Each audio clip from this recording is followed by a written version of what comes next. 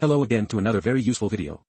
So let's go quickly to see the 3 most important things you should know before buying a memory card for your drone. The first on the list is perhaps the most obvious, so you have to buy 2 cards from different companies. This is best understood if you consider that in case one product comes from a damaged batch you have a spare of the other. Now let's go to the second secret, which is perhaps the most important and is described by the symbol U3 and is the speed of the card. This particular drone, DJI Air 3, and all the new ones only read those memory cards that have a speed of class U3 and above. So if you have an old memory card with a lower speed category, it will not be recognized.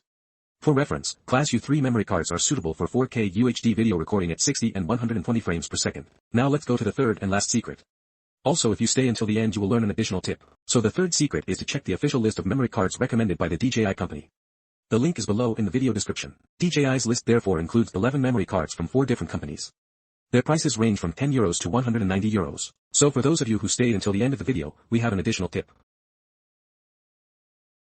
Thank you for watching the video until the end, and if you liked it, don't forget to subscribe.